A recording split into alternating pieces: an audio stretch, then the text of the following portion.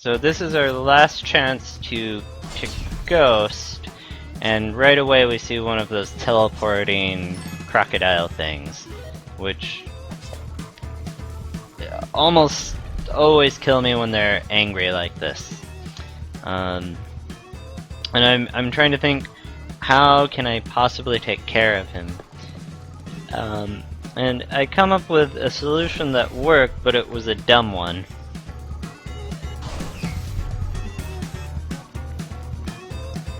So, he's no longer upset, but I know I'm going to piss him off again shortly. So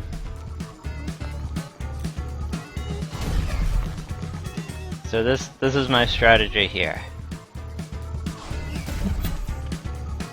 And if you go back and look at that frame by frame, I think I was one tile away from being telefragged by the crocodile. So that was probably the closest to dying that I got to on this run, other than the time that I did actually die. And I'm happy because we have a vault. The previous level we had,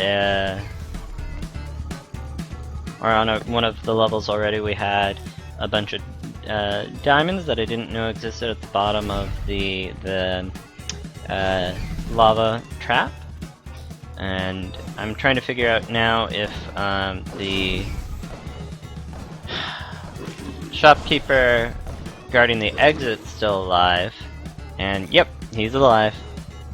So now we're at another point that's dangerous in the level, is trying to get rid of that shopkeeper. And after we get rid of him, we still have to deal with the vault shopkeeper, and the vault shopkeepers are usually not a problem, but I mean, anytime you're dealing with a shopkeeper, it's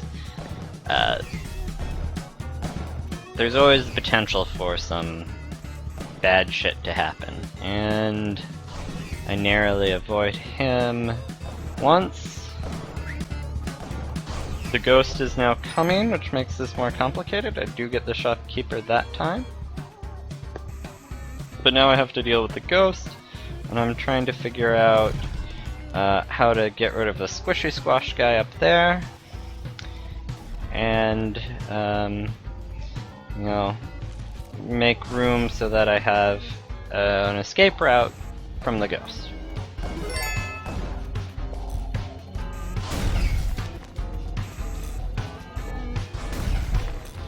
So I don't plan that correctly, and I released the shopkeeper earlier than I had wanted, or actually, I had wanted to make sure that the shopkeeper would die as soon as I released him. But yes, I did not count my squares correctly there. And the shopkeeper is still alive. And I see him, and I'm gonna throw a bomb. Bomb went off, the music hasn't changed, so he's still alive. So now I'm trying to just get the ghost over a little bit more so I have some more room to maneuver, and I'm gonna try it again. And now I realize he's not in there. I'm trying to figure out where he is. He must be down.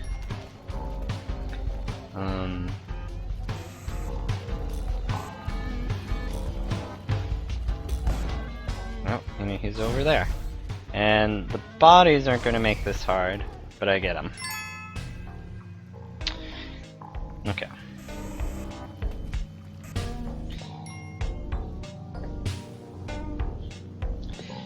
So now I think this enters into the longest period of ghosting in the game.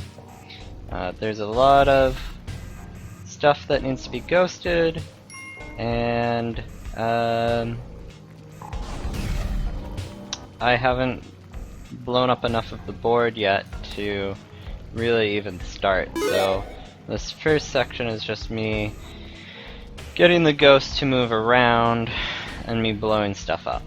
And not always doing the most intelligent thing either.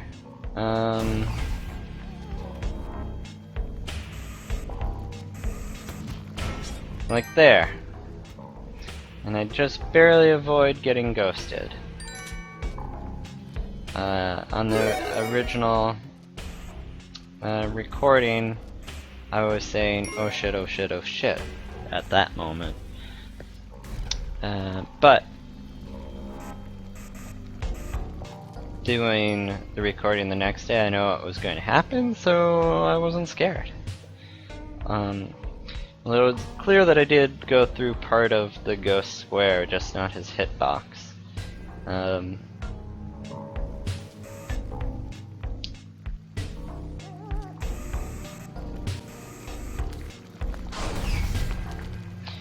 then that's me just taking revenge on the arrow trap that nearly killed me.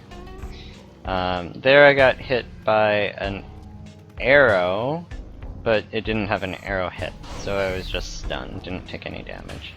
But still, potentially deadly depending on, you know, where the ghost was at that moment, or if, where I would fall. And I decide I can't get those gems, so I just... or I can't ghost them, so I just take them. There, I do something out of safety, not because it was the smartest decision. There's some interesting things going on with the gems there, about which one is going to be the one that gets to be in front. They're flickering back and forth. Hadn't seen that before. Don't know if I'll ever see it again. Be interesting to know why that happens. Again, I don't really care about the pug, if he lives or dies. Plenty of opportunity there to save him, though. And I don't. Because I'm a jerk.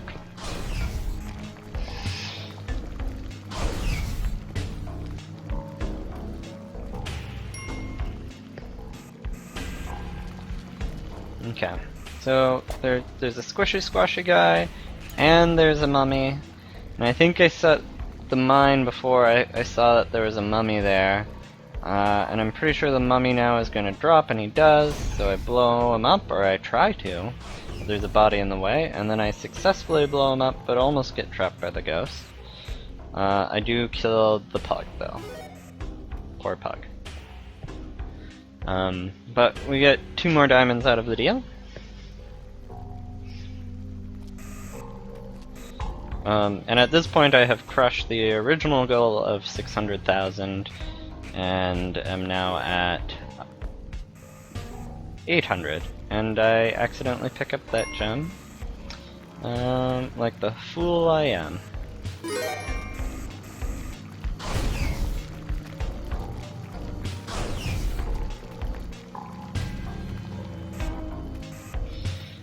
So now I think I have destroyed all of the significant traps, and it's a matter of getting the ghost to turn our gems into diamonds, and I keep accidentally picking up the gems. So there's definitely some points lost here.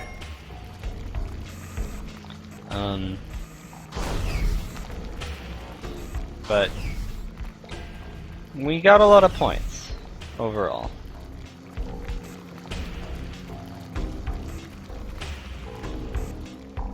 I see more gems, and they're gonna take some time to get to.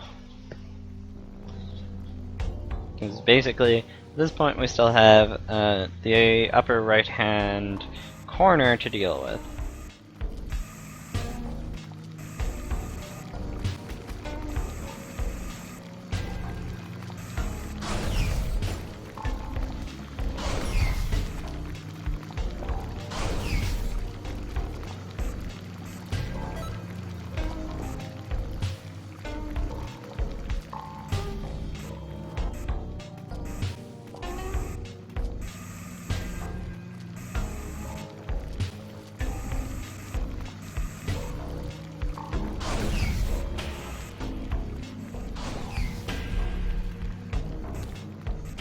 At this point I see the lava men, so I'm like, okay, I guess I do have to deal with this lava. Because that is technically a threat that I haven't dealt with.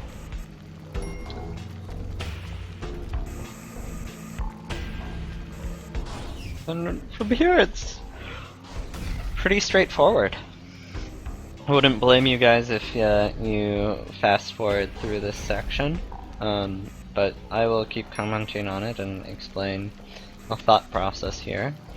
I'm still trying to figure out the best way to get at the gem there, and I do is shooting like that.